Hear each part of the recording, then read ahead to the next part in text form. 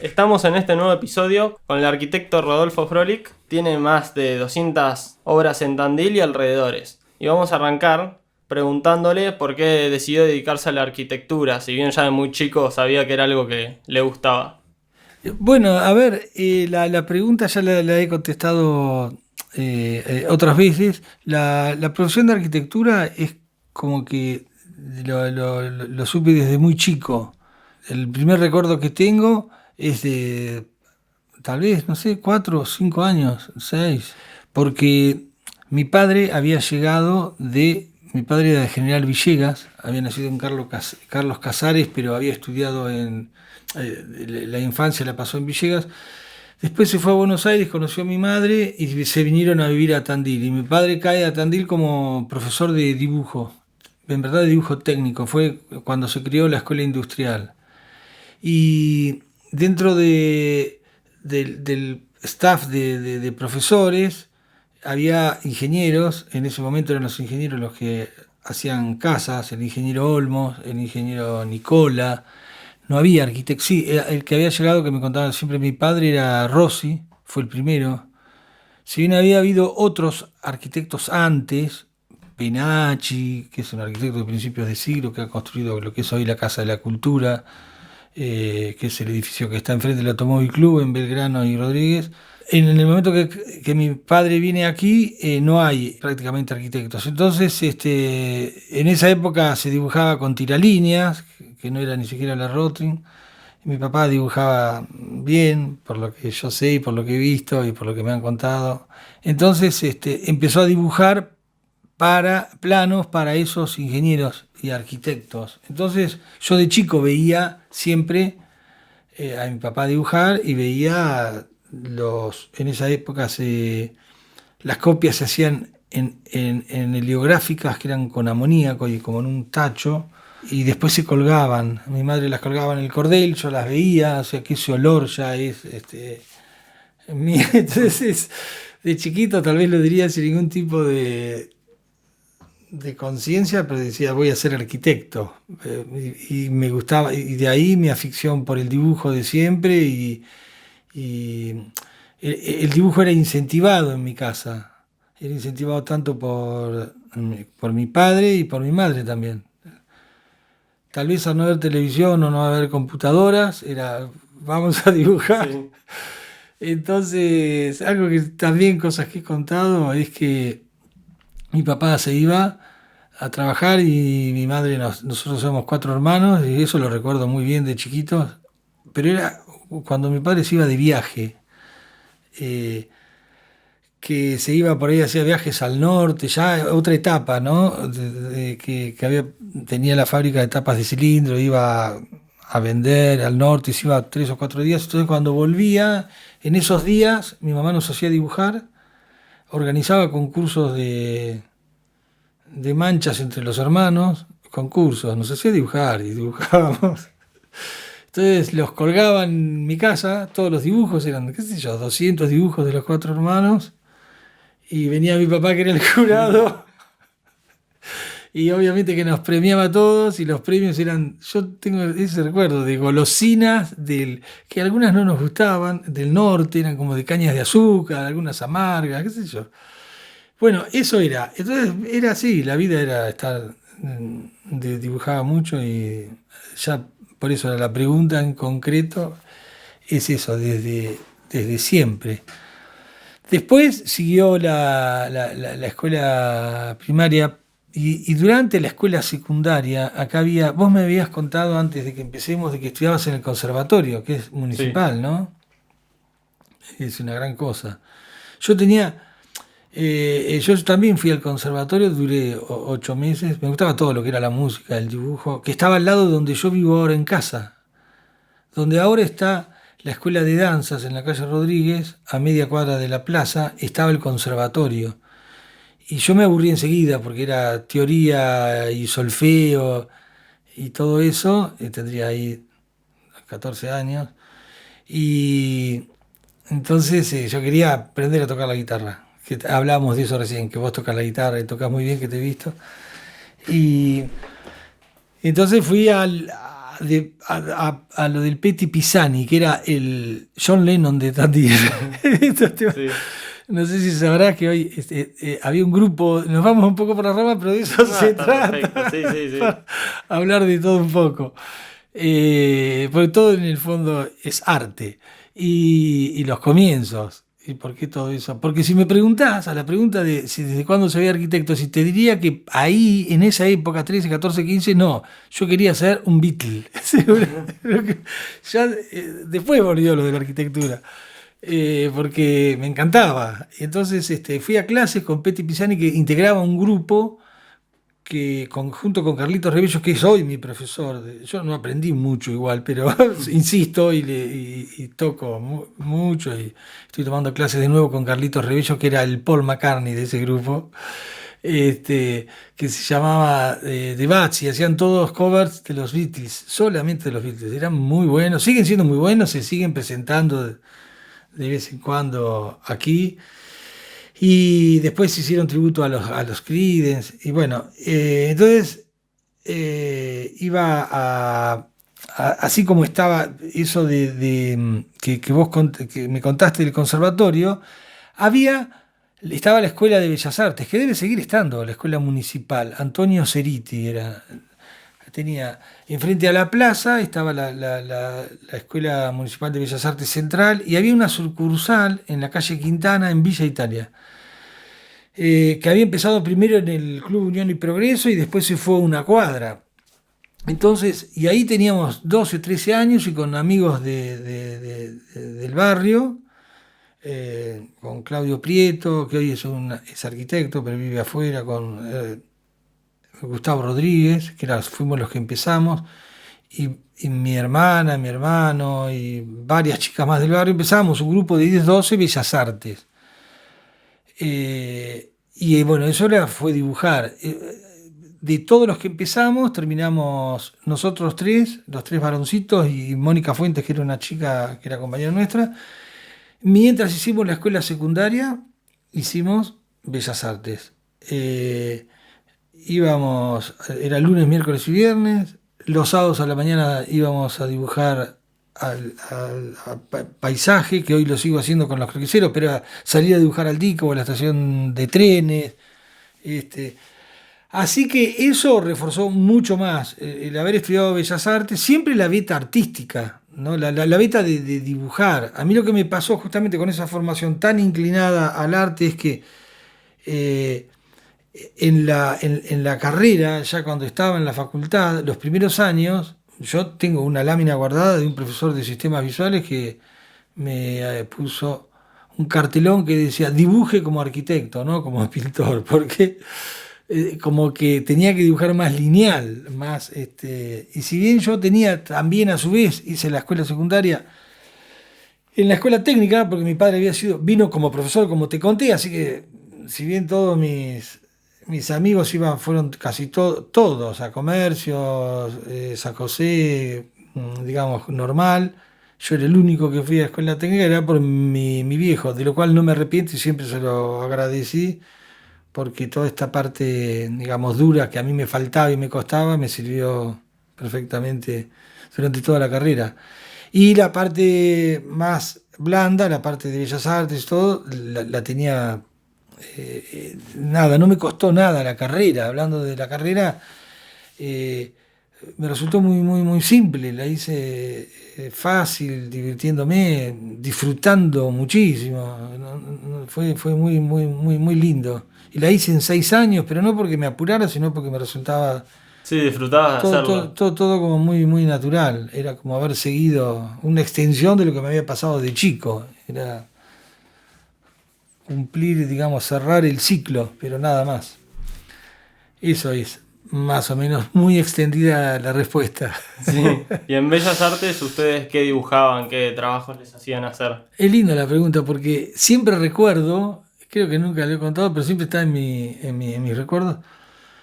El primer día, yo no me olvido nunca el primer día que llegué a la Escuela de Bellas Artes, 13 años, con mis 2 amigos. Y eran modelos, digamos, todos los alumnos en asientos mirando la pared, objetos que estaban dispuestos sobre una mesa, con luces, o sea, las luces y conos, cubos, formas, digamos, puras, cubos de madera o de metal o de lo que sea, cilindros, todas distintas figuras geométricas en algún lado. Y después frutas, bueno, todo lo que era naturaleza, pero me acuerdo de la primera vez fueron esos cubos. Y mirábamos lo que estaban dibujando los chicos, entonces le preguntamos, primero nos dijeron, o sea, estábamos parados mirando, fue el primer día, che, ¿por qué dibujan el cono o el cubo y después le dibujan eso negro atrás? ¿Por qué lo dibujan dos veces? Entonces, no, es la sombra. Fue eso, no me lo olvido nunca más, claro. Pero vos si mirás, si estás mirando algo, vos no estás mirando en general, no te das cuenta de la sombra. En cambio, si esto que estaba perfectamente dispuesto con una luz y había que dibujar la sombra y los distintos grados de sombra que tenía ese cubo en cada cara, y si era un cilindro, cómo se iba, o un cono en la medida que tenía muchísimos distintos puntos de luz y sombra, ¿no? Entonces, ese recuerdo es muy lindo y yo a todo le veo las luces y las sombras todo el tiempo a partir de ahí. Es como que la vista se entrena para ver exactamente eso. Y después, no, los recuerdos son hermosos. Haber ido, bueno, no sé, 1000 veces a la estación de trenes a dibujar, a los distintos, a las sierras, los sábados a la mañana el día más lindo, a otros pueblos, porque estaba Bellas Artes en Vela, entonces me acuerdo de haber ido a Vela a dibujar con los chicos de Vela. Son recuerdos realmente muy lindos. Y en esa época, estamos hablando de los años 70 y pico, no era tan habitual que haya chicos varoncitos que estudiemos Bellas Artes. Más bien estaba. A mí me gustaba jugar al básquet, jugar al fútbol, me gusta jugar a los deportes, pero después me gustaba mucho esto. Entonces, pero en determinados ámbitos no estaba tan bien visto. Entonces te veían, te vi, entonces nos daba vergüenza. Te vi en el día que éramos 25, 30 chicas y 3 chicos. Entonces la cargada la tenías, pero pese a todo, como te gustaba mucho, seguías y no. Era muy distinto ahora, obviamente. Pero bueno, muy, muy, muy buenos recuerdos de toda esa época de Bellas Artes y de profesores realmente, de Churasi, de Ruiz, Enríquez. Bueno, muchos profesores que eran pintores, en verdad, no eran profesores formados para ser profesores, eran pintores que, bueno, Valor ya era el director, que te transmitían sus conocimientos de pintores, tal vez sin ninguna formación didáctica, pero que nos entraba muy bien, nos enseñaban cada uno lo que ellos sabían. Enríquez, que era un gran acuarelista, se volcaba más hacia las acuarelas, aguadas, bueno.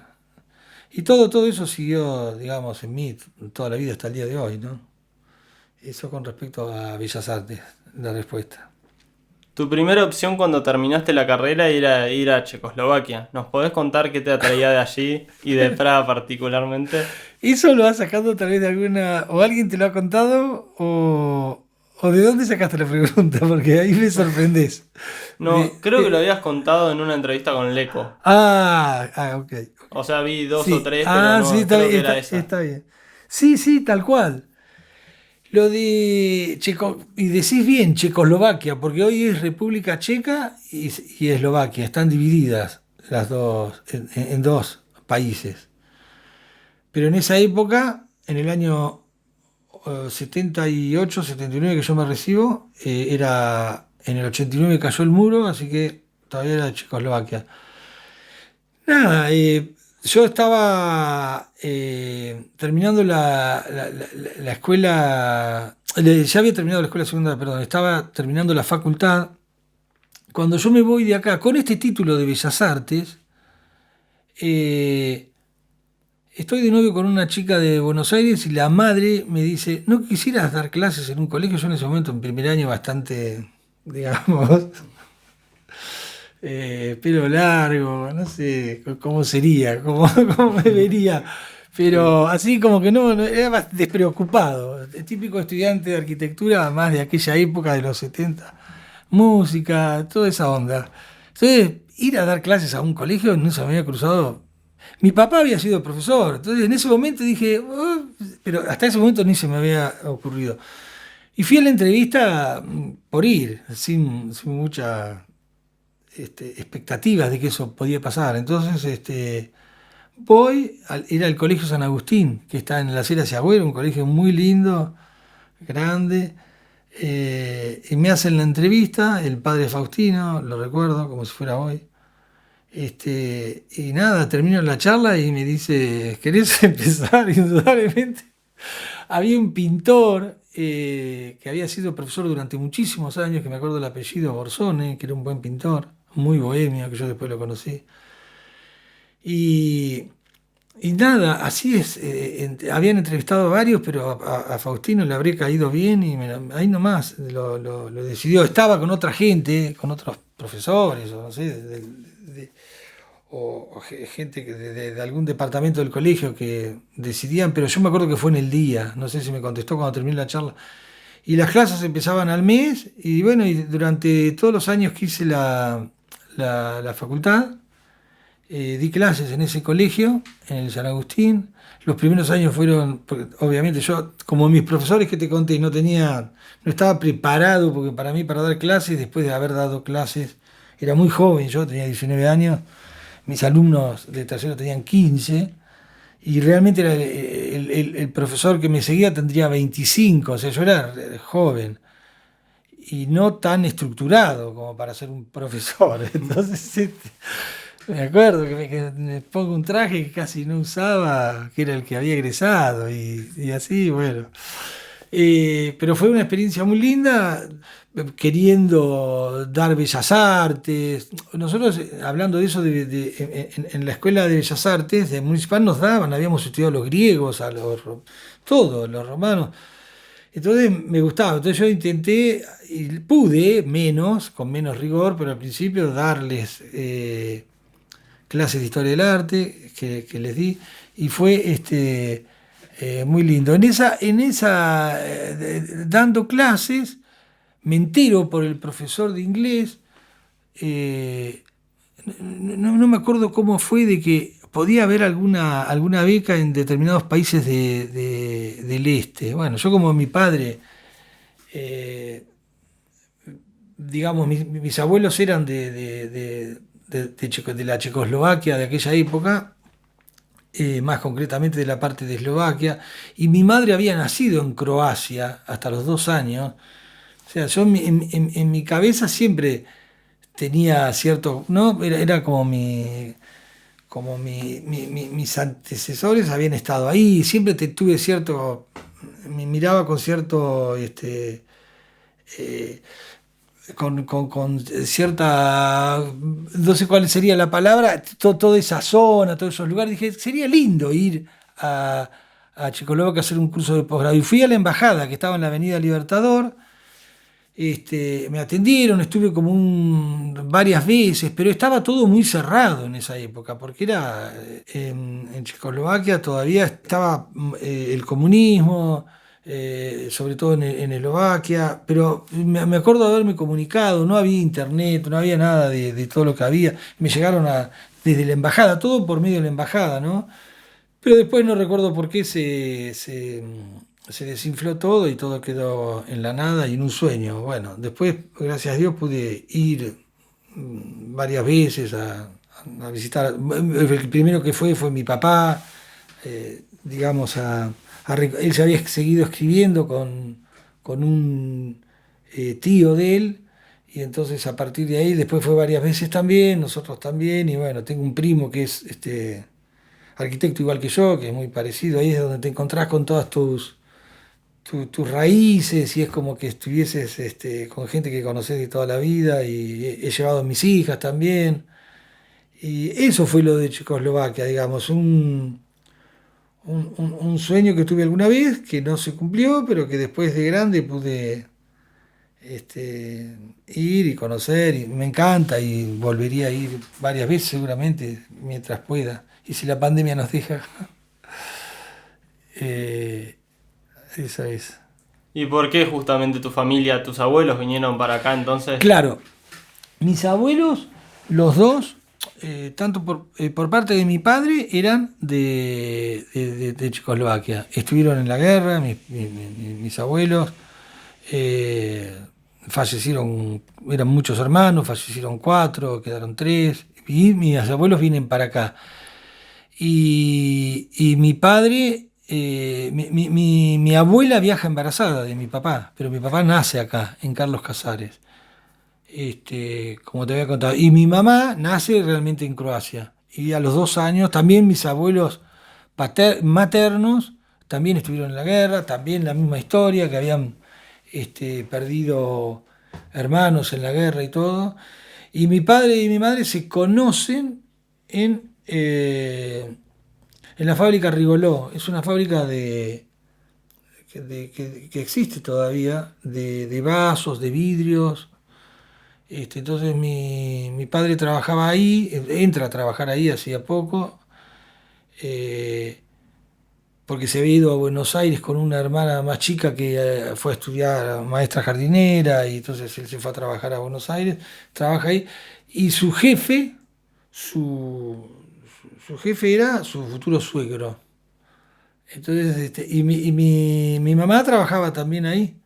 Y ahí se conocen y bueno, y después deciden venirse a Tandil, por eso que te conté al principio que no te conté por qué cae a Tandil. Garrido había sido un profesor de mi padre en la Escuela de Artes y Oficios de General Villegas.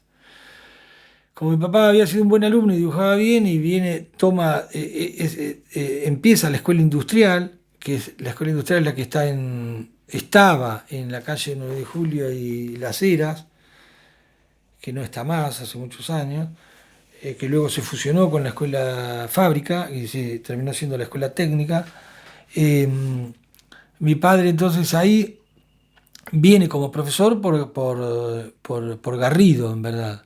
Y ahí de esa manera es que se vienen a Tandil a vivir, o sea, están en Quilmes, y así como tanta gente viene hoy a Tandil, en ese momento eh, que era otro Tandil, venía gente pero menos, no es como es hoy que tenemos un montón de gente, sobre todo de Buenos Aires, en muchos lugares, que está viniéndose hacia lugares más tranquilos como es Tandil. En ese momento no era tanto la inseguridad o lo que sea para venirse acá, a Tandil. Así es como llegan ellos acá. ¿Cómo es tu proceso? Ah, ¿querías contar algo No, más? no, no, no, no, está ¿Cómo bien. es tu proceso de proyección de la estructura, de las obras? Bueno, a ver, vamos a hablar de lo más común que nos ocurre a los arquitectos, que es las casas, ¿no? Después hay otro tipo de trabajos más impersonales, no sé, yo he hecho otras cosas, conjuntos de departamentos, otro tipo de trabajos, pero en la casa, que es el caso más representativo, más sencillo, que es cuando viene un cliente y te pide una casa, con determinadas características, y tenés de todo, tenés las, las personas que vienen con una idea muy fija, otras personas que no saben, te dejan total libertad. Hay de todo, personas que tienen un poco sí, un poco no, personas que piensan que saben perfectamente lo que quieren, pero después, cuando les propones otra cosa, pueden llegar a adecuarse y se dan cuenta de que puede ser eso. Y los tenés los que no, los que vienen con una idea y no se las vas a cambiar. Entonces, todo eso es cuando viene del cliente. Y eso es cómo lo maneja cada uno. Yo cuando me recibí tuve algunos golpes, digamos, de querer hacer lo que yo quería, no adecuarme a lo que el cliente quería, porque yo quería hacer determinada arquitectura, que era la arquitectura moderna, y era la única válida para mí, porque estaba muy adecuado, digamos, eh, con mucha influencia de todos mis profesores, que eran todos muy modernos y contemporáneos.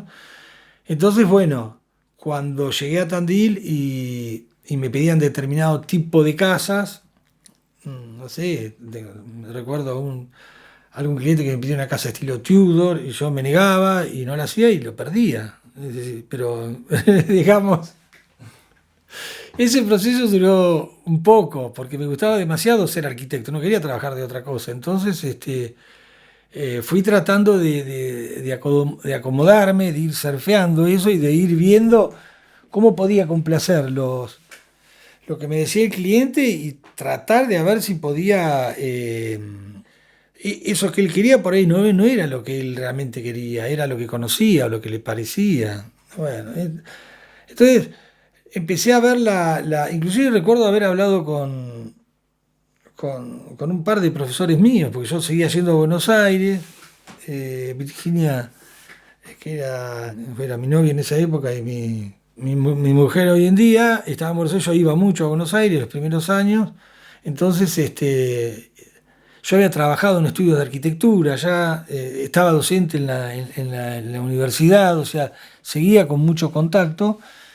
Y recuerdo una charla con uno de los profesores míos, que era Valiero, y con Roberto Francella también, donde te decían, mirá, Valiero fue gracioso porque me decía, mirá, vos tenés que hacerlo, no lo publiques, me decía, era como muy pancho.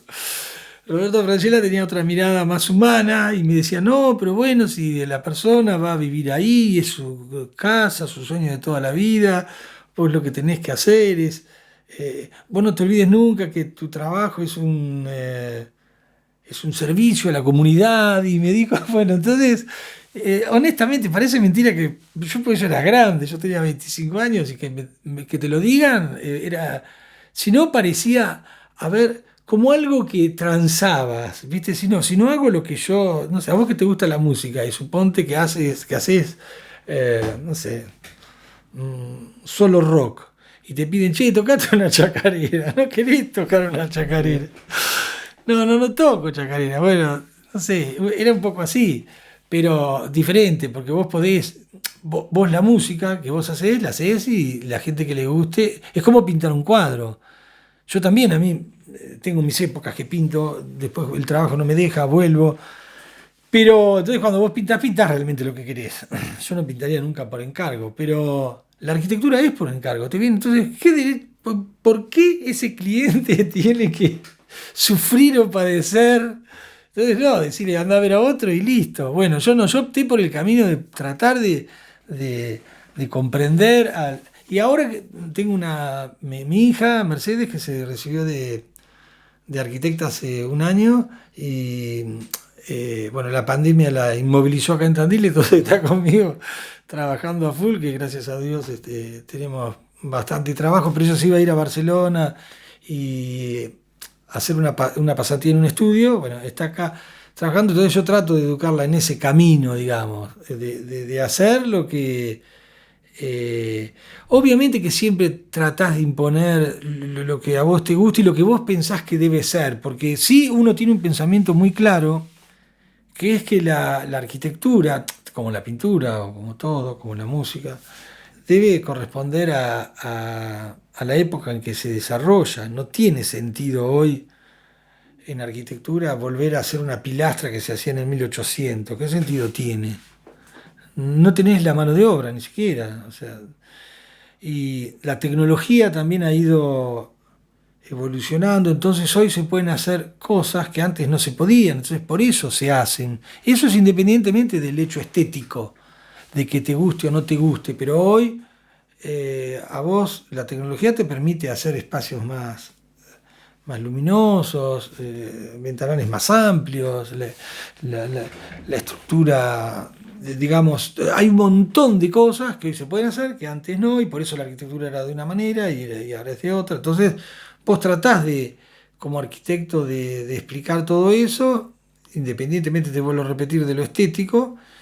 Y lo que pasa es que una vez que vos empezás a trabajar como arquitecto, ya la gente en general te viene a ver por eso que vos hacés. Entonces les gusta y entonces buscan eso. Es difícil después de unos años que te vengan a ver y te pidan una cosa que vos no hacés. Es raro. Y hoy, antes era con los carteles. La gente iba, pasaba, miraba los carteles y veía las casas. Hoy en día ya tiene mucho que ver el Instagram, que yo tampoco, yo soy como de otra época, pero mi hija que me ha armado un Instagram hace un par de años y que yo no le daba importancia, y realmente es muy poderoso cómo a cuánta gente llega y ven lo que haces y después te contratan a partir de que les gusta lo que haces. Eso cambió. Y con respecto al proceso creativo, eso te eso, por un lado yo estaba contando lo que pasa cuando viene el cliente, quiere hacer algo y vos tenés que responder a eso. Eso es como la parte, hablaríamos entre comillas, comercial de la profesión, ¿no? Yo tengo que hacer esto y porque me encargan y qué hago. Pero lo más lindo es lo que pasa por dentro de uno. Lo más lindo es el proceso creativo. Es más, al principio te genera angustias, te genera, no, no sé, después de tantos años no me genera angustia porque si yo sé que que eso va a aparecer en algún momento, pero al principio no sé si componés, pero si componés canciones y querés hacer una, decís, ¿cómo? ¿Qué hago? Bueno, lo primero es copiarte una, lo cual... Sí, o también pasa que empezás bien y después sí, llega una parte tipo, ¿y qué hago ahora? No, sí, lo mismo no lo repetí y quiero hacer otra cosa. Y ahí hasta que realmente terminás claro, haciendo, le encontrás la vuelta, pero claro. es un proceso. Es un proceso re lindo, Sí. re lindo. Entonces, cuando empezás, indudablemente uno tiene miles de cosas en su cabeza. Si te gusta la música, escucharás música, mucha música, y si no te encerrás en una música, vas a escuchar de todo tipo de música. Entonces la influencia puede venir de cualquier lado y vos no sabés. En la arquitectura es lo mismo. Yo de música no compongo nada, hago covers nada más y malo, pero me encanta y me divierto mucho. Pero con respecto a la arquitectura, creo que es para lo que medianamente sirve, o para lo único que sirvo, es ese proceso de tener la hoja en blanco y empezar a crear algo que es muy lindo.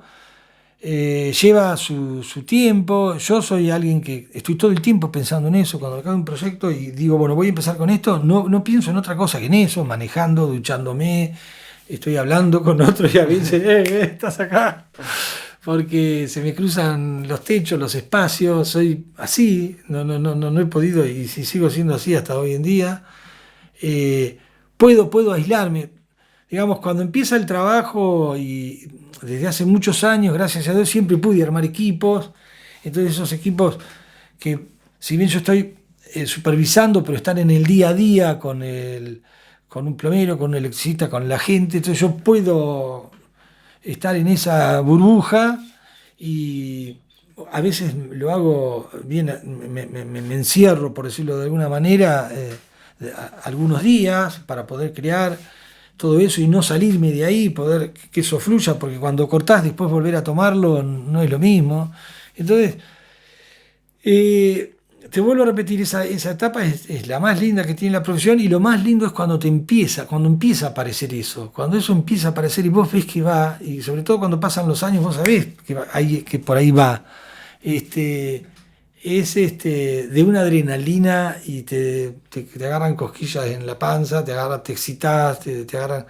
Siempre me gustó correr, algunas veces hice una vida no demasiado santa como para, pero seguía saliendo a correr.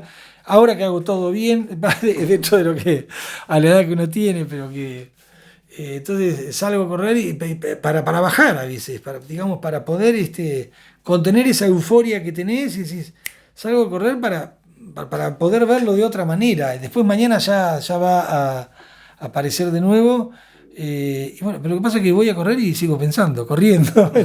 Hay veces que ni sé lo que corrí y estaba con eso en la cabeza. Así que, digamos, esa parte de la profesión, eh, y después obviamente mostrárselos a los clientes y que a ellos les guste, o también tener la humildad para corregirlo las veces que sea necesario para poder llegar a ese resultado, y a veces no es todo lo que vos quisiste, sino...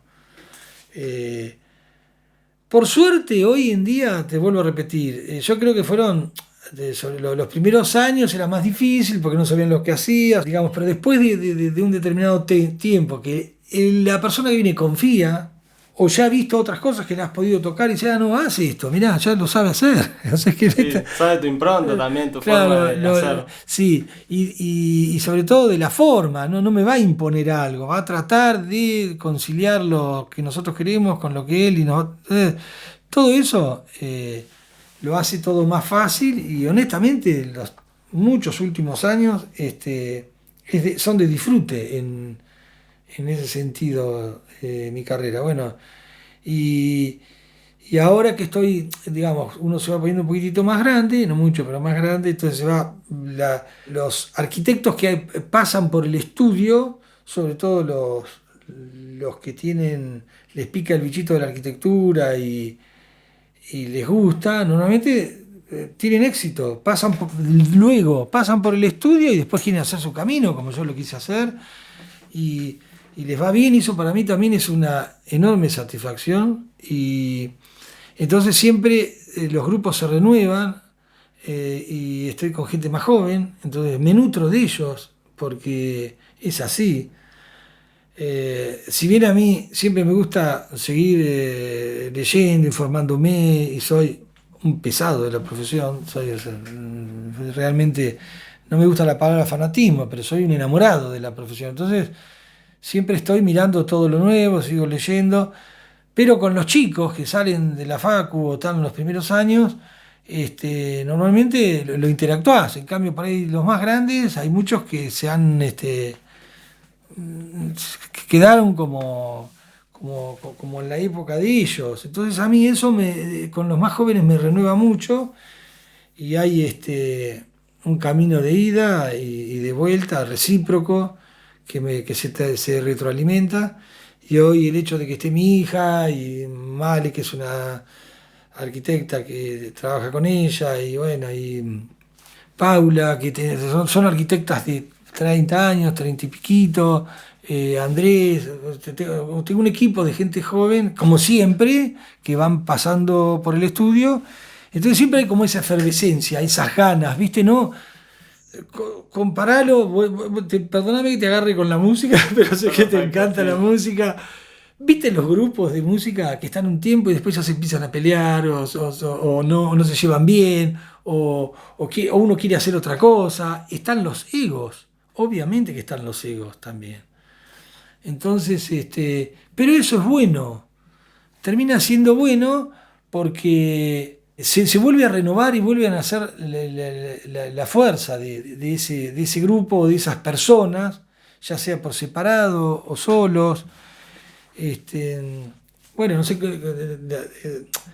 yo te hablo de la música que a mí me gusta toda la música, me gusta la música clásica, me gusta el jazz, me gusta el rock, pero sobre todo el rock, obviamente, pues soy un bicho de esa época. Pero cuando comparo estas cosas, es capaz que lo conoces a Luis Alberto Spinetta, fue un músico de rock que para mí fue el más grande y el cual trato de copiar, aunque si se levanta un día de la tumba dice, no toques más, no me malogres más mis canciones.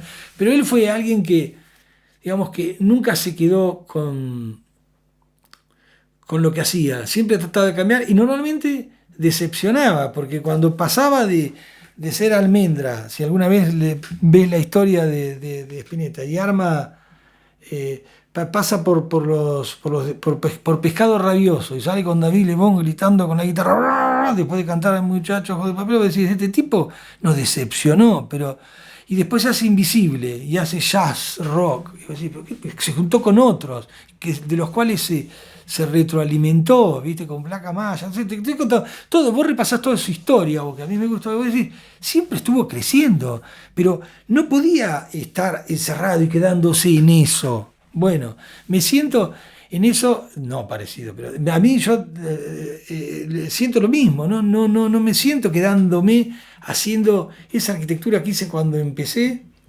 siempre. Es como que necesito, y ¿sabés qué? Lo más importante, me parece lo más lindo o lo que mejor le puede pasar a alguien, es algo que dijo Picasso, es no perder la capacidad de asombro.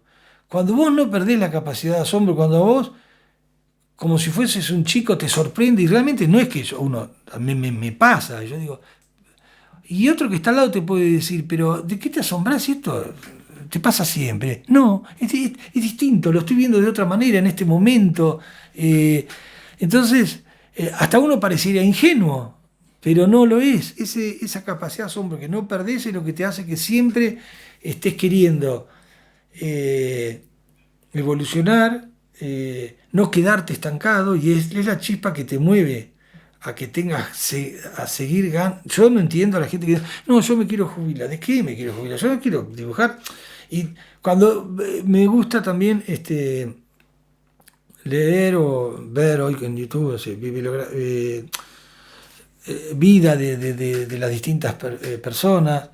Entonces vos ves ahí que Picasso siguió hasta que se murió, y Beethoven también, y todos, Sí, todos, los grandes, sí, hasta el final. No se les ocurrió decir, no, yo ahora me jubilo, ¿ahora qué voy a hacer? No, ahora voy a, qué sé yo. No, por eso yo también ahí pienso justamente cuando algo te apasiona, no importa la edad que tengas, vas a seguir haciéndolo hasta Sí. cuando puedas hacerlo. Sí, Siempre vas a ir para adelante Sí. con esos proyectos o cosas que Y querés los hacer. escritores, fíjate, los escritores, cualquiera, García Márquez, Cortázar, cualquiera, siempre hasta el final. No se jubilaron. Bueno, habrá algunos que sí, no lo sé, pero lo que yo conozco, todos. Entonces eso es lo... Mirá, es tanta la pasión que uno siente que hay veces, suponte que si hubiese habido que alguna época de vacas flacas, no sé, 2001, donde había un montón de obras y de repente se bajaban, bueno, te dedicabas a la pintura, pero algo involucrado, o a los croquiseros urbanos que me dediqué en algunas épocas y que no pude, que lo trato de hacer paralelo, que salir a dibujar. Es un grupo de Buenos Aires que salimos arquitectos a dibujar una vez por mes, ahora no con la pandemia, pero que ya lleva 10 años, va a cumplir, y que está relacionado con la arquitectura, pues estás dibujando edificios, decís, pero qué pesado, ¿para qué?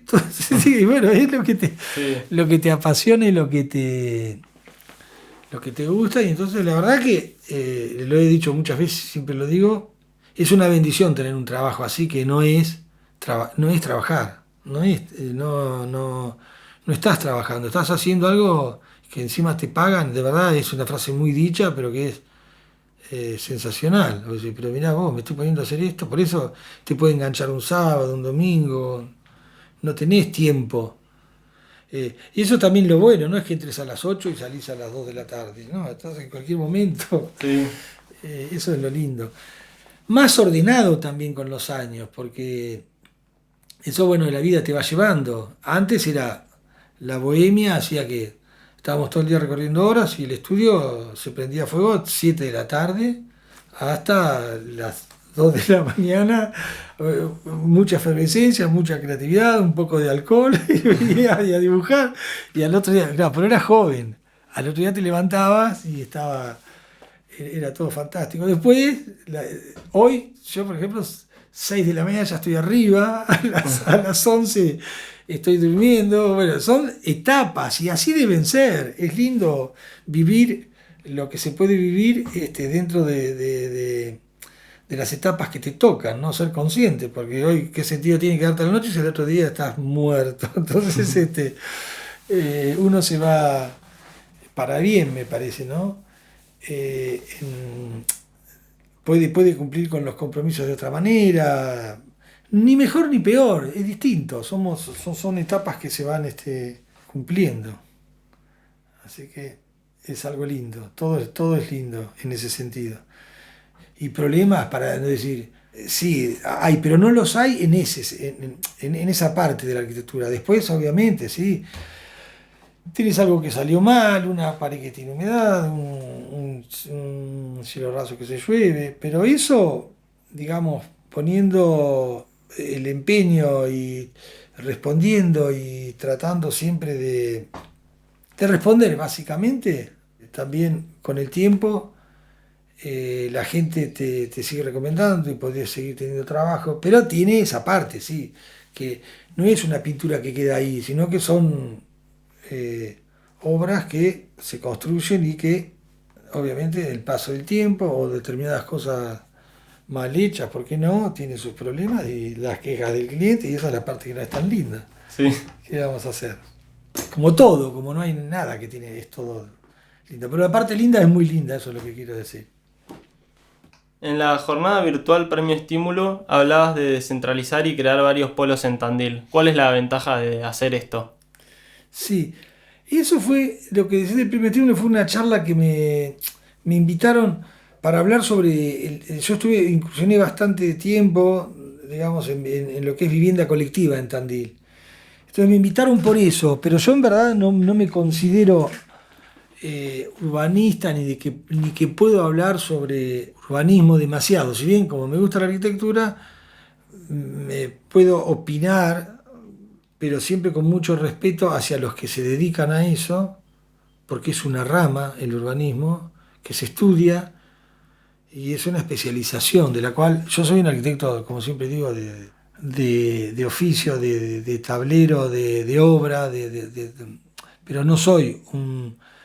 Me hubiese transformado seguramente si me hubiese quedado en la facultad y me hubiese encantado, porque era algo que me gustaba, incursionar en urbanismo. Entonces, con respecto a lo que vos me preguntás, bien, yo en esa nota, creo recordar ahora cómo fue, porque yo empecé hablando de vivienda colectiva y de la escala que me gusta de la vivienda colectiva para la ciudad de Tandil, que es la escala media, que son los departamentos de planta baja, 3 y 4 pisos, digamos, y que lo pude hacer, obviamente con iniciativa propia, pues no es que me vinieron a ver, sino que armé un grupo con sobrinos, cuñados, y todo, y empezamos, hicimos varios durante 10 años, y yo digo, eso es la escala que me gusta.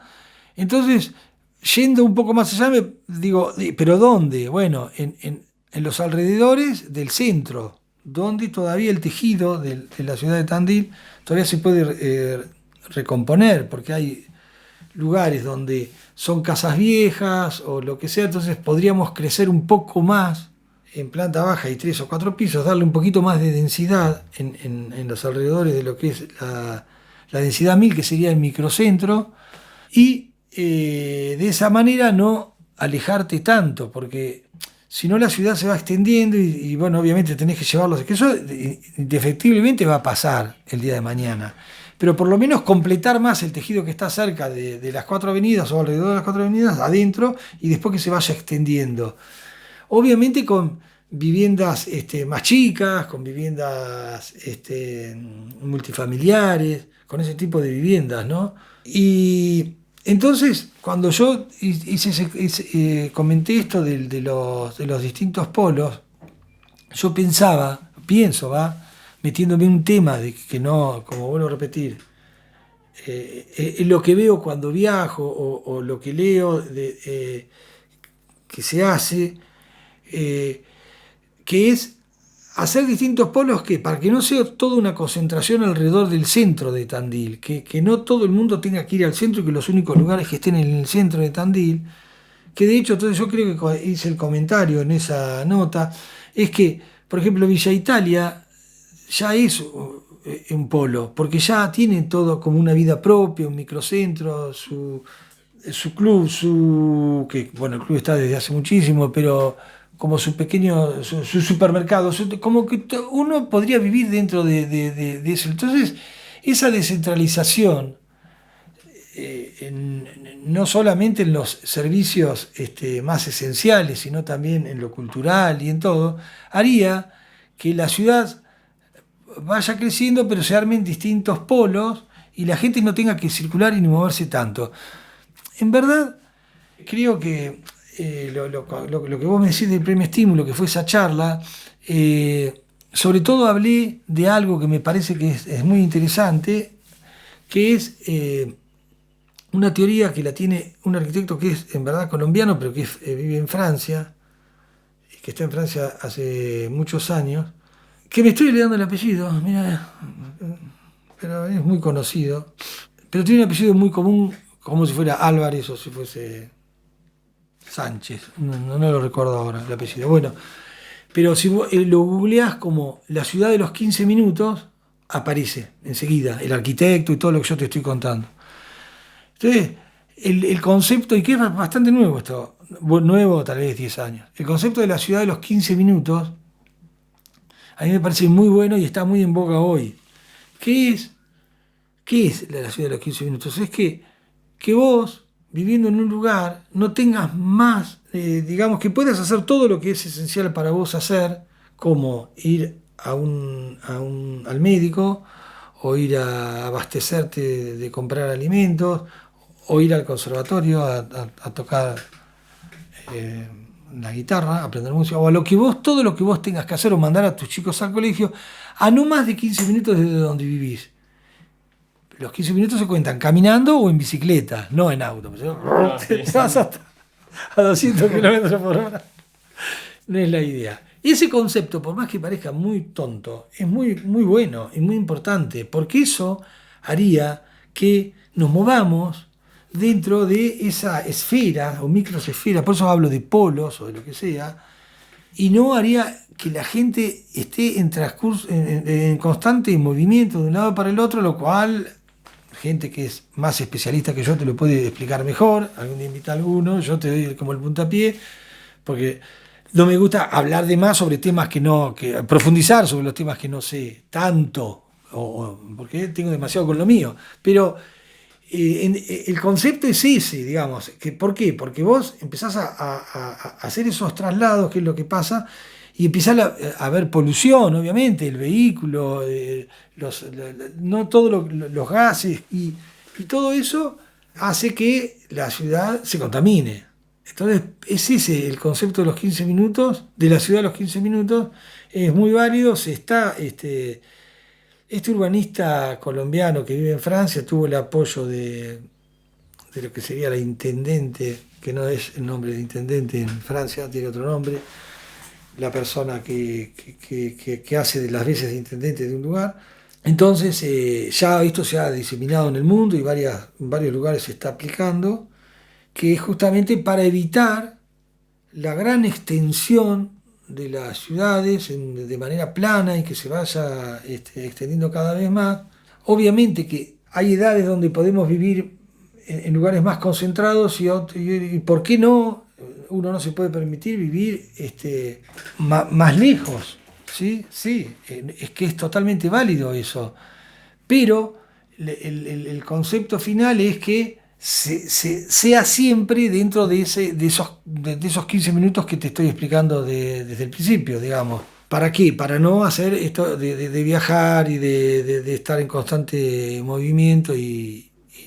Entonces, hablando de eso, yo tengo el recuerdo de lo que fue Tandil. Tandil cuando empezó, cuando yo llegué en el año 85, o sea que han pasado unos cuantos años, que este lugar en donde estamos, la curva de la muerte, todo esto, donde estamos en esta casa, que la hice yo, y este altillo que ahora la estás usando de manera tan linda con este paisaje hermoso, no había nada, o sea, estaba la casa antigua de Silvia ahí de tu abuela en la esquina, y el country no estaba todavía, sí estaba el golf, pero era lejos, para la gente de Tandil, venir hasta acá, era lejos. ¿Y a cuántos minutos estamos de a pie o en bicicleta? Hablemos. A ver, vos que vas, te pregunto. Hoy, si vos querés ir hasta el centro y te vas en bicicleta, estás a 15 minutos, ¿o no? En bici sí, sobre todo porque esto es bajada para allá, entonces bueno, si te apurás o ya sea en 15 que llegás. este lugar estaría dentro de ese concepto, ¿no? En cambio la vuelta no creo que la hagas en 15 minutos. Claro, está bien. Bueno, entonces, si nos vamos al cruce de la Vasconia, ya no estaríamos dentro de la cuestión. O sea que habría que armar otro polo por ahí, no lo sé. O Gardey. Gardey, por ejemplo, con el tiempo se va a armar otro polo. Antes que se extienda todo, está bueno que se armen polos. Ese es el concepto a lo que me preguntaste desde el principio. El cual tengo intuitivamente el concepto y me parece que está muy bien. Y sobre todo porque viendo ciudades ves como otras ciudades que ya se han extendido y que ya han pasado lo que a Tandil le puede pasar más adelante, vos sabés el fracaso, porque es como que se extendió, se extendió, se extendió, se empezó a construir en zonas que no eran construibles, en zonas de con suelos inundables, ¿entendés? ¿Por qué? Porque como está al lado y va, y va, va, entonces sin ningún criterio y sin ningún plan urbanístico ocurren esas cosas que ya sabemos que están mal. Entonces, ¿por qué no planificarlo eso? Eso era lo que hablé con respecto a los polos. ¿Nos podés contar sobre tu trabajo de los edificios multifamiliares? Los edificios multifamiliares nacieron como casi todo lo que nació a partir de mi carrera, digamos. Cuando yo empecé, ni bien me vine, en verdad cuando me vine de Buenos Aires, no quería venirme a Tandil. Yo quería quedarme en Buenos Aires, porque me parecía que en Buenos Aires estaba todo. Y en eso sí tuvo mucho que ver este profesor que mencioné hoy, Roberto Francella, que lo fui a visitar al estudio y él me dijo, pero no, vos tenés que ir a Tandil de donde sos, a poblar el sur y qué sé yo, las cosas que siempre decía, muy lindas siempre. A mí ahora me acaban de hacer un monográfico en la revista Casas y le pedí a él que me haga el prólogo y me vuelve a decir un poco, lo vuelve a decir un poco a eso, ¿no? Y yo estoy muy contento y muy orgulloso de haber hecho eso, de haber criado a mis hijas acá, pero en ese momento que tenés 25 años, 26, te parece que pasa todo por la centralizadora de Buenos Aires. Y si bien yo estaba en un estudio y tenía, pero nunca hubiese desarrollado la carrera que desarrollé acá, o sea, súper recontra recomiendo. Digamos, para llegar a tener un estudio y trabajar mucho en Buenos Aires, o bien tenés que estar como un poco en las afueras, en algunos barrios, y nada que sea muy distinto a lo que después te puede pasar acá. Entonces, con respecto a eso, claro, cuando yo vine, lo primero que te pasa es que las amigas de tus hermanas o de tus padres, no te conocen, son reformas lo que te toca al principio. Entonces yo llevaba como 5 años y solo hacía reformas.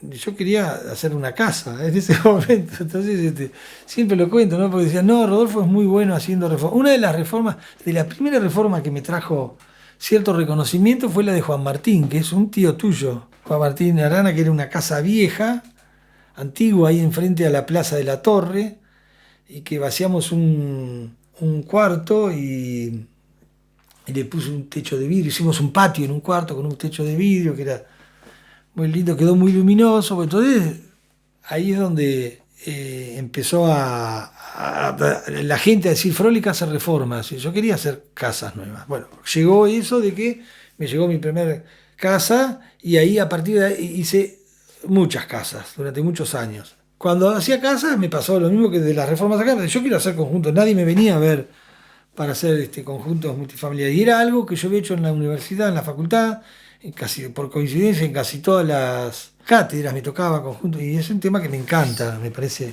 aparte de lo social, siempre me pareció algo que hace falta, la primer vivienda para la gente más joven, ¿no? Y mi modelo a mirar era lo que veía en otros países, como Ámsterdam o las afueras, sobre todo Ámsterdam, ¿no? Pero en Praga también, en Alemania, en Berlín. Y entonces yo veía esa escala de vivienda, planta baja, 3 4 pisos, y la veía para Tandil. Entonces lo empecé como una iniciativa privada, digamos, conseguir un lote, con mi cuñado de contador, con un sobrino que se había recibido de ingeniero. Y tuve la gran satisfacción de que mis primeros clientes del primer edificio que hice de viviendas multifamiliares, que fue Terrazas del Sur, mi hermana que era martillera, estaba todo en familia, digamos. Y el primer conjunto de viviendas Terrazas del Sur, todos los que me compraron, el 90% fueron todos clientes que yo le había hecho las casas. O sea, no había ese tipo de viviendas en ese momento. Hoy hay un montón de conjuntos multifamiliares, pero en ese momento no. Había edificios más altos que, que los hacía los hermanos Bertoli, que lo siguen haciendo y que estaban muy bien en ese nicho. Y yo no quería ubicarme en ese nicho, quería ubicarme en el nicho de vivienda colectiva de planta baja, 3 o 4 pisos. Y nos fue muy bien y seguimos haciendo ese tipo de casas. Y después, ¿qué pasó? Una vez que las hicimos nosotros, que las hice, me empezaron a llamar, ahí sí me empezaron a llamar clientes, inversores, para hacer en sus lotes sus viviendas. Entonces, por eso seguí haciendo viviendas colectivas. Y ahora en estas épocas, hace algunos años, sigo haciendo vivienda colectiva, pero vino como un revival de las casas. Y en este momento estamos haciendo un montón de casas. Que es un tema, es como volver al primer amor, digamos. Es justo que está mi hija y es un tema que me encanta. Porque toda la época que hacía viviendas colectivas es como que, te vuelvo a repetir, la gente como que te va no encasillando, va a decir, mira, sí vivienda colectiva, entonces no te vienen a ver, para allá no hacen más casas. Y ahora estoy haciendo de nuevo varias casas y volví con mucha fuerza y con muchas ganas. No, porque cuando yo hice las viviendas colectivas, no tenía un cliente, me lo tenía que imaginar o tenía que ver cuál era el famoso mercado, qué es lo que van a pedir. Entonces, por ejemplo, tengo el recuerdo cuando empecé, que en Tandil no había prácticamente dúplex. Dúplex le llamamos planta baja y un piso. Los dormitorios en planta alta. Cuando hice el primer edificio, yo decía, y me acuerdo de hablar con inmobiliarias, martilleros amigos, gente, y me decían, no, los duplex no, tenés que subir la escalera, no tenés que hacer todo en una planta. Pero a mí me encantaban los duplex, pues los veía, como te digo, en Buenos Aires estaban haciendo en colegiales, en esos barrios que habían empezado, y como te vuelvo a repetir, cuando viajaba veía esos departamentos más cancheros, los loft. Sí, yo quería eso. Entonces, bueno, como era yo el que el que decidía si los hacía o no, y corría el riesgo, digamos, mi inversión, y los que me acompañaban, que les agradezco porque me hicieron caso, hicimos dúplex, pero ya hice primero dúplex, que las habitaciones estaban arriba, después los dúplex que bajaban, las habitaciones estaban abajo, después dúplex que tenían la cochera y los dúplex, después dúplex con un tercer piso que era la terraza con la parrilla, están hechos. El edificio Cruz del Sur tiene en su terraza su propia parrilla. Experimenté un montón, loft, dobles alturas, que sea divertirme un poco más, que esa arquitectura que si la mirás rápidamente, obviamente es que tiene un fin comercial, pero poder, como siempre quise, divertirme un poco y que el público lo acepte. Y yo estoy muy contento que lo aceptó el público, sobre todo el más joven, y después, y no tan joven, pero por ejemplo mucha gente de 30 y pico, 40, gente que vive sola, se puso de moda, de la separación, ¿no? Gente separada que tenía que buscar una casa más chica, y todo eso hizo que se ocuparan todos estos departamentos con espacios comunes. Siempre tuve esa idea de que no sean departamentos que estén adentro nada más, que ese departamento que es el hall, entras al departamento y ya está, sino que traté siempre de buscar terrenos un poco más grandes y que tengan espacios comunes, comunitarios. Por eso casi todos los edificios multifamiliares que hice, y que tuve la suerte de que muchos de ellos obtuviesen premios, entonces por eso me hice más reconocido con este tipo de viviendas multifamiliares o viviendas colectivas. ¿Por qué? Porque yo creo que empecé a darle mucha importancia a los espacios comunes, de que la persona, el usuario, cuando no llega al departamento, tiene un hallcito, ascensor y entra al departamento, sino que haya como todo un recorrido hasta que llegue a sacarse un paseo donde se produzca el encuentro con los demás vecinos y que se produzca, voy a decir algo muy infantil, pero yo no de chico, sino de cuando estábamos estudiando, mirábamos mucho El Chavo, que vos tal vez lo hayas visto, la famosa vecindad. llevándolo a una escala un poco más grande, lo que vos quieras, eso que se pierde en el departamento cerrado, que se gana. Y yo, por ejemplo, vuelvo al primer edificio que fue mi primer amor, por decir, de vivienda colectiva, que fue Terrazas del Sur, que son los dos bloques con un puente y que tiene un quincho y una pileta atrás, y que han comprado amigos y he ido varias veces a ese quincho. Y realmente se ha armado una vida comunitaria donde todos son amigos, se juntan. Bueno, ahora no por la pandemia. Y disfruté de eso, de ver que en algo que había yo imaginado así se cumplía y que esa vida colectiva con sus excepciones, obviamente. Habrá algunos que están encerrados en sus departamentos y no interactúan, pero en general fue así. Entonces, bueno, es otro tema que me apasiona, tanto la vivienda multifamiliar como la vivienda unifamiliar como la multifamiliar, tratándolo de esa manera, ¿no? Viéndolo como vivienda con sus espacios comunes, con sus lugares de donde se interactúe. Y aparte, lo que tiene el tema de las viviendas colectivas o viviendas multifamiliares que se desarrollan en tiras, de planta baja y 3 o 4, es que podés crear cada vez un edificio diferente y con distintas orientaciones, con distintas morfologías. Es diferente a una torre que la torre en general, es un cubo, un paralelepípedo donde vos tenés 4 caras y ahí se terminó. Si bien es lindísimo seguramente también, yo no he incursionado en ese tema,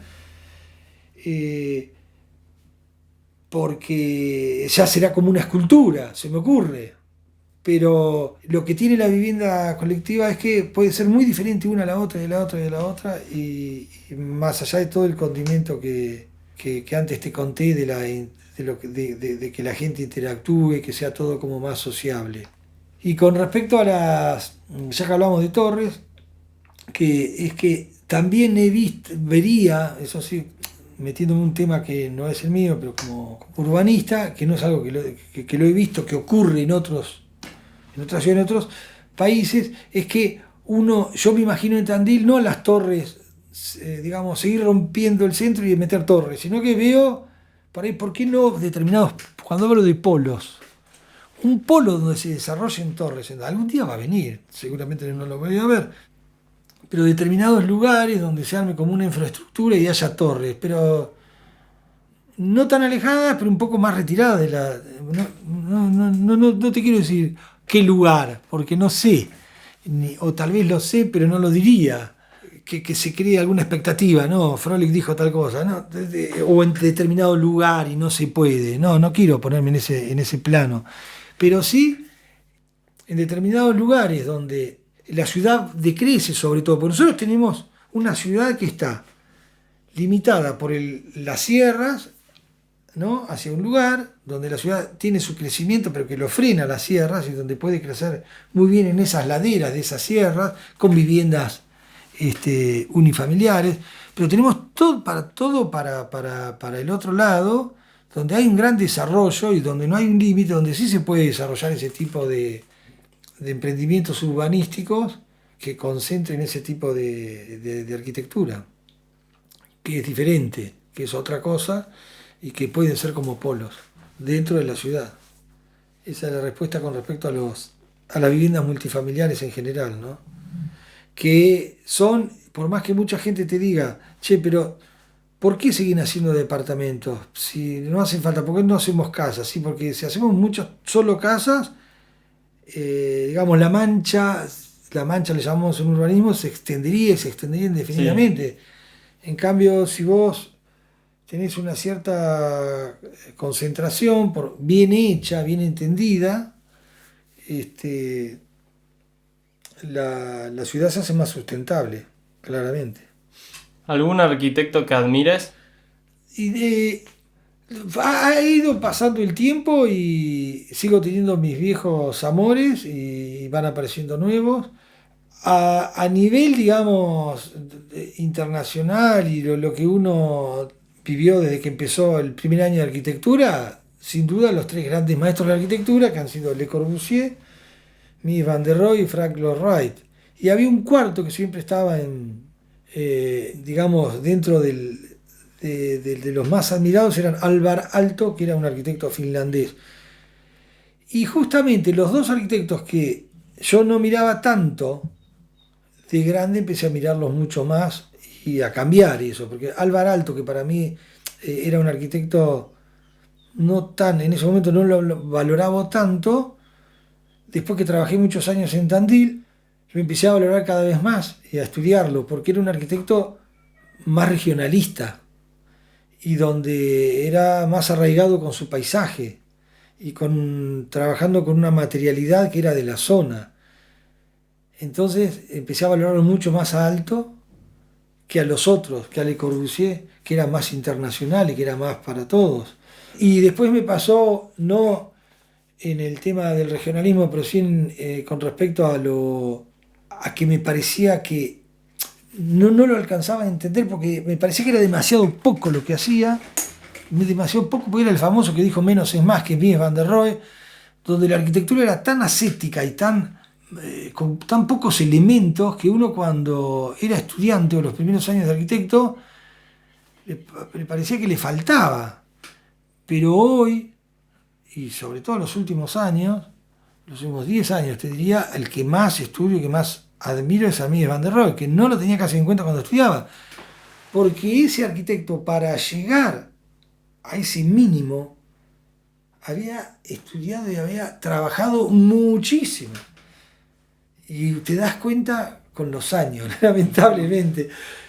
Vos decís, no, pero claro, para llegar a esa sencillez, que ese plano parezca nada, a que esa casa sea tan nada, hay que saber muchísimo, hay que estudiar muchísimo, hay que pasar muchos años de arquitecto para... Y hoy yo estoy en ese plan, estoy cada vez más racionalista, más de llegar al origen, y por eso estoy... eso con respecto a los internacionales, ¿no? Fíjate vos, los que más admiré al principio, que los sigo admirando, está todo bien, pero pasaron al primer lugar otros que indudablemente me había pasado, que volviendo a la música, y perdoname que insista, es como, ¿viste? Esa música que vos la escuchás enseguida y te queda pegadiza, y después al tercer día no te gustó más. Bueno, sí. Sin embargo, aquellos que de entrada, ¿qué le pasó? No entiendo, ¿no? Y después te vas escuchando, y pasan los años y los escuchás cada vez más, porque decís, necesita como su asimilación con la arquitectura, como que pasa un poco lo mismo. Y con respecto a los arquitectos, a nivel local, también me pasó lo mismo. Al principio, cuando llegué, no valoraba tanto determinados arquitectos, y con el tiempo y con el trabajo y con lo que a mí me pasó en la profesión, dije, mirá, hizo bien las cosas, o mirá cómo miraba esto. Por ejemplo, Juancho Mañeres, que falleció hace poco, que era un arquitecto que cuando llegó a Tandil hizo determinadas casas que yo en ese momento tal vez no los comprendí, y hoy veo las plantas, veo la distribución, ¿no? Los techos que trabajaba con mucha limpieza, y digo, era un arquitecto, muy buen arquitecto. Y lo que pasa es que también totalmente distintos entre ellos, empecé a ver, pues, por ejemplo, Martínez, que era un arquitecto que falleció bastante joven, que era el que hizo el Hostal de la Sierra. Pocas obras hizo, pero muy buenas, en su momento muy contemporáneas, muy innovadoras en su momento. Bueno, lo descubrí tarde y digo, mirá qué bueno que era este tipo en su momento. El arquitecto Pernas, muy moderno. Hasta hoy está la Galería de los Puentes, que está vacía, pero yo digo, ¿cómo puede ser que esa Galería de los Puentes esté vacía? Y están en pleno centro, y que algún día se va a renovar y va a ser un shopping, pero está olvidada. No sé, esas son cosas que pasan en las ciudades chicas tal vez, pero no sé, tengo que pensar si te tengo que nombrar esos arquitectos, son esos arquitectos de esa época. Cuando yo recién me recibí, ellos eran arquitectos de muchos años, o por lo menos 20 años más grandes que yo, y en ese momento tal vez no los miré, y hoy digo, mirá, es como que vuelvo a reciclarlo. Entonces, Bueno, está mi admiración para ellos. Claro, cambia la forma también de observarlo con el tiempo. ¿Sabés qué te pasa? Tiene mucho que ver si vos estuviste en los mismos lugares que ellos y pasaste por la situación. Digamos, a ver, concretamente, vos te recibís, yo me recibí, y quería ser el arquitecto más moderno de Tandil, pero te tocaban clientes que no te pedían eso, te pedían otra cosa. Mañere ya había pasado por eso, y entonces estaba haciendo esas casas. Entonces yo no lo entendía. Yo decía, ¿por qué hace eso? No, lo hizo porque el tipo se adecuó en su momento. ¿Por qué? Porque dijo, esto es lo que hasta yo puedo. Y yo indudablemente que aprendí de ellos. Yo tuve la suerte de conocerlo a Juancho y de que me transmitiera algunas cosas. En Olivia, Olivia era un bar que era de mi cuñado, Mañere, también primo de él. Y tengo inolvidables recuerdos de él en una servilleta tomándonos un whiskycito de por medio, dándome clases y diciéndome, Checoslovaco, mira, esto es así. Y agarraba el lapicito y dibujábamos y nos quedábamos horas. Claro, pero en ese momento vos lo mirabas y decías, no, esto no es así. Esto es viejo, vos tenés que hacer esto. Y vos, ¿entendés? Eso del joven. Que no entendés por qué esa persona mayor que vos te está diciendo, che, mirá, podés hacer esto. Indudablemente que yo después lo tomé y hoy en día lo entiendo perfectamente, pero en ese momento no lo entendés. En este momento vos te parece que no, que vos vas a hacer algo que él no se animó. No es que no se animó, se adecuó a la época, al momento en que estuvo. Hay algunos que, el caso de Pernas, por ejemplo, cuando te nombro la Galería de los Puentes es diferente porque es algo más moderno, pero también porque era un cliente que lo requería, era una galería, no era un cliente que se iba a hacer una casa. Después hay, si vas para atrás, hay buena arquitectura, de arquitecturas que no conozco y de otras épocas, porque la arquitectura debe ser como todo, contemporáneo en su época. Entonces, si vos, que yo lo repito siempre, la casa, donde está la Casa de la Cultura, el Petit Hotel francés que está enfrente del Automóvil Club, que hoy lo nombré, y que es impecable en su concepción como arquitectura de ese momento, como basamento, desarrollo, remate, arquitectura, eso es para ese momento impecable, como me gusta decir también, no encontrás un defecto, pero sí son en ese momento. Entonces, cada tiempo tiene su arquitectura y obviamente que todo siempre va llegando un poquito más tarde que en otros países o que en Buenos Aires, en los lugares de la provincia, ¿no? Pero terminan llegando. Y después es como todo, la gente se va acostumbrando, la gente va viendo y cuando se hace más común, la gente lo pide y ya se va como... Hay una palabra que no le gusta a los arquitectos, pero es como que hay modas, hay modas en la arquitectura, se van poniendo de modas. En la época cuando yo me recibí estaban de moda las casas de Punta del Este con colores y chapas y molduras. Hoy están de moda en la costa las casas de hormigón. Y bueno, y entonces hoy encima con las redes se publica mucha arquitectura moderna y entonces la gente busca tal vez cada vez más arquitecturas modernas, pero lo que yo ahora sí siempre digo es que no hay que confundir la arquitectura moderna con apilar ladrillos y que sea recto y ya es moderno. Hay arquitectura moderna muy mala para mí, porque no necesariamente porque sean techos rectos es arquitectura moderna. Esa concepción yo pienso que es equivocada. Y hay arquitectura con techos de tejas que para nosotros, para los arquitectos, ni bien empezó el modernismo era mala palabra, y que se pueden hacer casas, se hacen casas espectaculares y no necesariamente tienen por qué no tener techos con pendientes. Es un prejuicio hasta tonto, te diría. ¿Por qué tiene que ser plano el techo? Porque en su momento fue una moda, una arquitectura que en la facultad de arquitectura te enseñaban esa arquitectura. Hoy ya no es así. Hoy en el mundo se hacen casas espectaculares con distintos tipos. Obvio, siempre con la vuelta de rosca. No volvés a hacer un techo Tudor, no. Siempre con la vuelta y de ver la capacidad digamos, de respuesta a la tecnología, a todo lo que te va tocando en la época. Y en eso sí van marcando los arquitectos, en principio internacionales, que luego los profesores de la facultad digamos, los replican y se los enseñan a los alumnos. Entonces, pues yo hoy te nombré los 3 arquitectos, pero después los pioneros.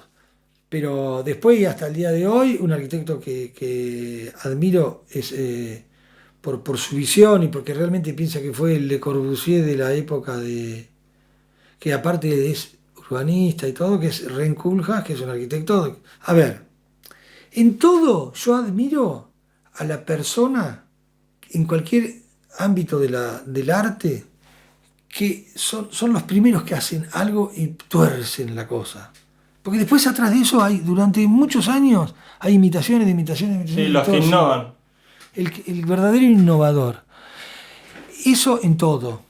Entonces, ¿por qué admiro mucho a Picasso? Y vos decís, sí, pero Dalí pintaba mejor. Sí, seguramente pinta, pero el que innovó fue Picasso. Y el que no se quedó quieto.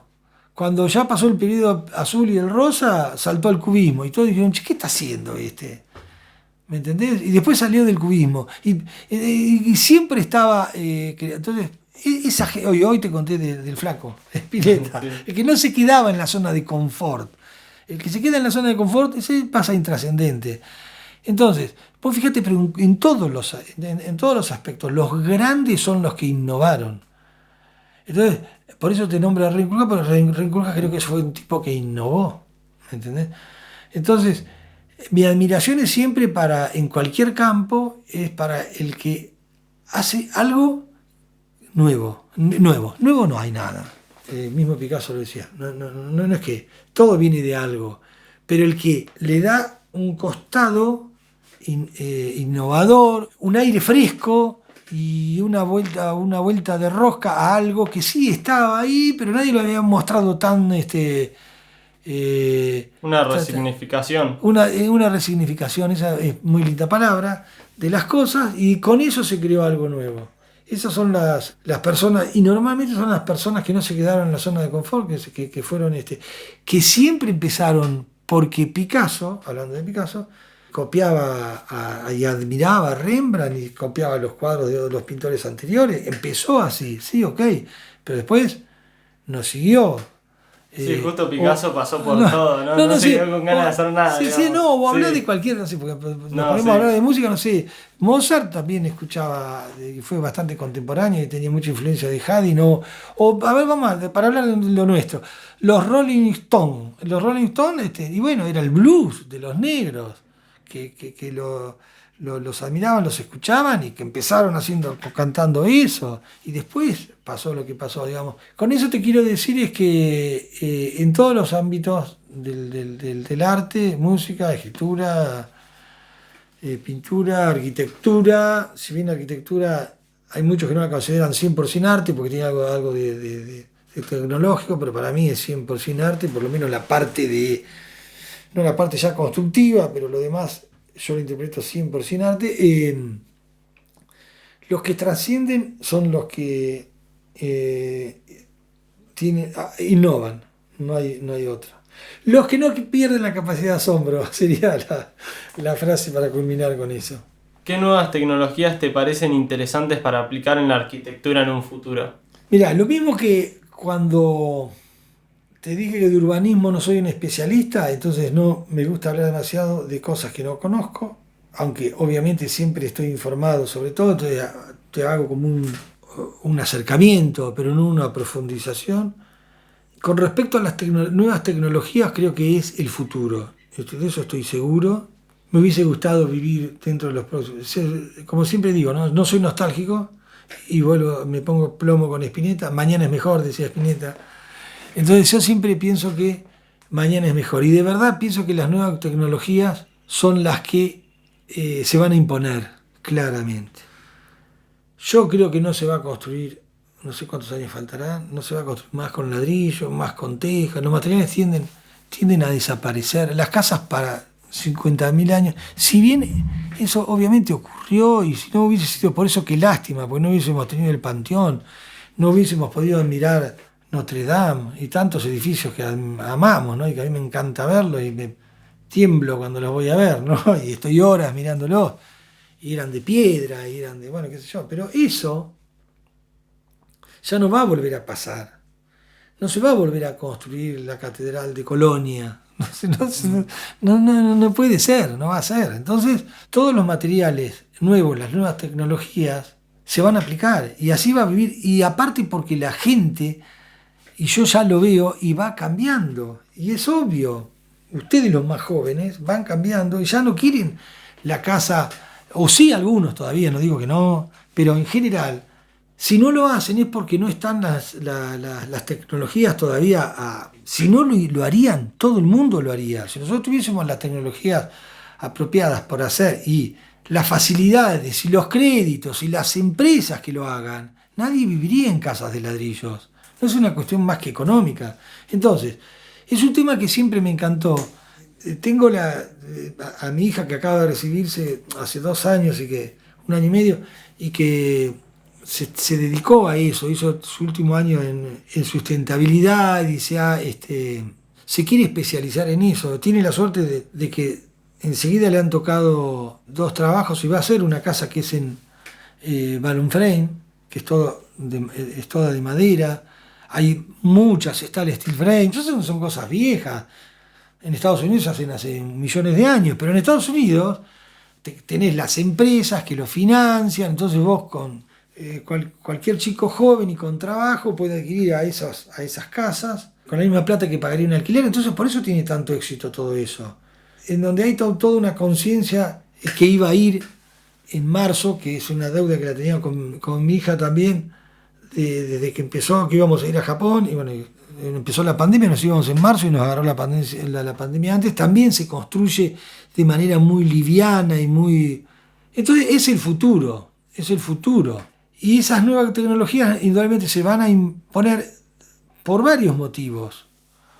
Porque para un planeta más limpio y para que las ciudades sean más sustentables y por todo lo que ya sabemos, porque va a haber, seguramente va a ser más fácil, porque la mano de obra se va a perder. Hoy en día ya cada vez es más difícil encontrar mano de obra para que pueda construir. Se ha ido perdiendo todo eso. Entonces cada vez tenemos menos mano de obra. Entonces la mano de obra para hacer este tipo de viviendas más prefabricadas o industrializadas se van a hacer más en fábricas. Se están haciendo, quiero decir, ¿no? Se automatiza más todos los procesos. Claro, y entonces es algo que viene y que vendrá, y que yo pienso que también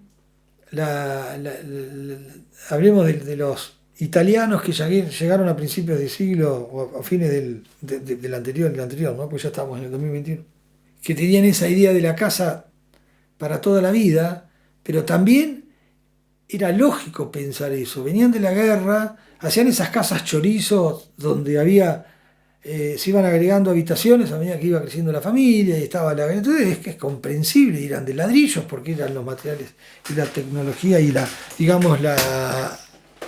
herramientas que ellos manejaban. Pero hoy en día con la tecnología que existe y con la mentalidad de la gente joven que yo veo, porque la veo a mi hija Mercedes, donde tiene su cabeza pensando, pero ¿por qué seguimos construyendo de esta manera? Se podría construir de esta otra, que es desde todos los puntos de vista, en lugar de hacer una pared gorda así de 45 centímetros como se hacía antes, ahora se hace una pared de 30 o de 20. Che, pero podemos hacer una pared finita así y que sea mejor aislante térmico y acústico, y hoy el vidrio, doble vidrio, es mucho mejor. Entonces, y existen, digamos, paneles solares, y existe la energía hoy todo eso ha ido cambiando y se va a imponer, obviamente, como se impuso todo. Como antes habrá sido inentendible para el hombre que andaba en carreta andar en auto, che, pero el auto, y sí. Sí, es que también está el proceso de adaptación que necesita la gente, porque si bien es cierto todo eso, hay un montón de cosas que ya mañana se podría hacer, pero también es como que la gente tenga ese chip, por así decirlo, como que empiece como es adquirir querer usar estas nuevas tecnologías. Claro, pero vos sabés que también la gente lo hace también cuando vio que lo probó otro. Somos un poco cobardes.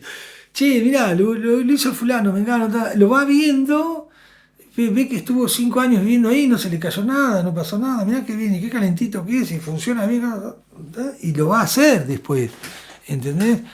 Es un poco ese concepto. Y también eso que es, digamos, che, la casa no es para toda la vida, no van a vivir 500 generaciones mías. La tomo como para que dure como un auto, o como una computadora, o como, ¿me entendés? Es para un tiempo. Todo ese cambio es el cambio también de paradigma de la sociedad, que obviamente nosotros estamos hablando acá en Tandil, dentro, que hay un montón de estas casas ya que se están desarrollando, no estamos hablando de algo nuevo, pero que en otros países es totalmente corriente y no existe, o de otra manera. O sea, vos vas a Dinamarca y no están construyendo en ladrillos. O sea, vos para construir con ladrillos, cal, cemento, todo eso, tenés que ser recontra millonario para hacerte una casa. No existe la posibilidad. Entonces también es eso, ¿no? No tenés otra manera de hacerlo, lo haces así.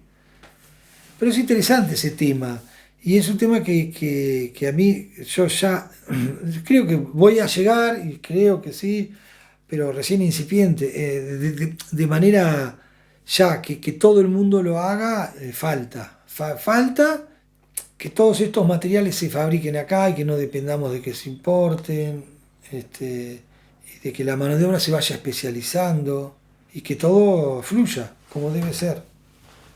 Y llegaremos a eso.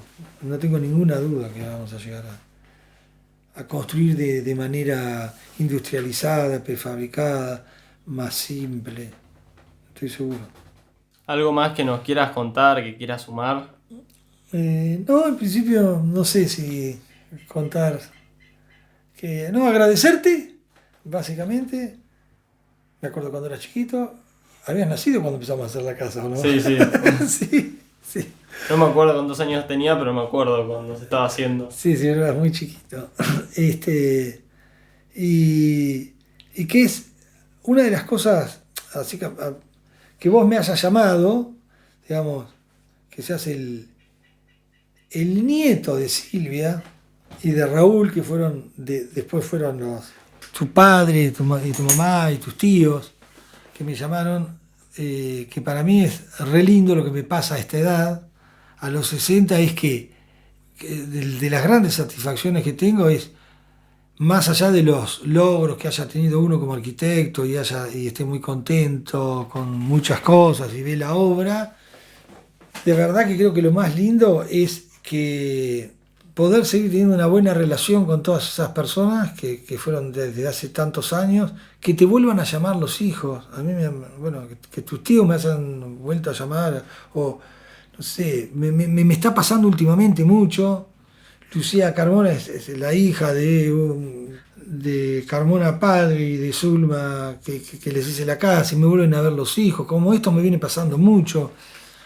Entonces, digo, bueno, estoy contento porque algo debo haber hecho bien. Algunas cosas más o menos, pero muchas debo haber hecho bien para que me vuelva que yo pueda estar vigente y que vuelvan esas hijos y ahora nietos, imagínate vos, ya sea para hacerme una nota o que te tengan en cuenta para determinadas cosas, es realmente lindo.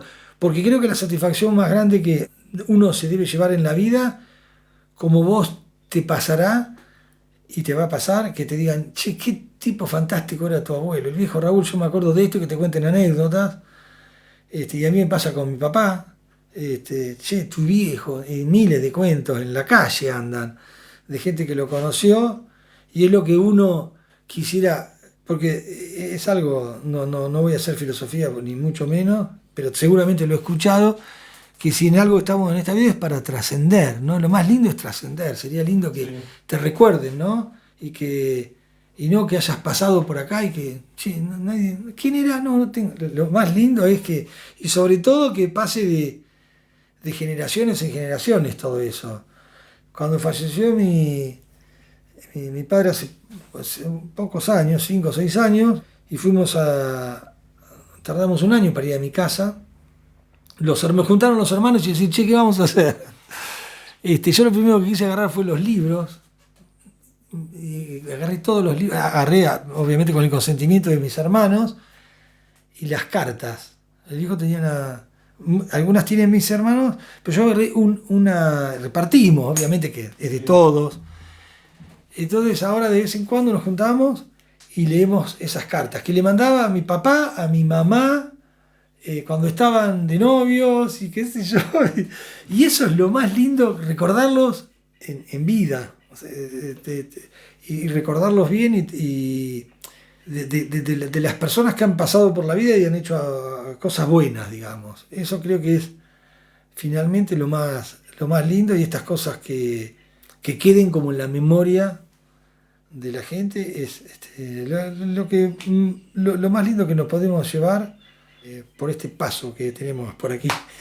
Sí, que recuerdes bien a la gente y contento cuando pensás en ellos, cuando estaban. Exactamente. Bueno, nada más pienso. Bueno, muchas gracias a vos. Y bueno, que salga lindo el reportaje y ya lo escucharé y lo escucharemos. Dale, muchas gracias por haberte sumado. Nos vemos en el próximo episodio. Bueno, muchas gracias.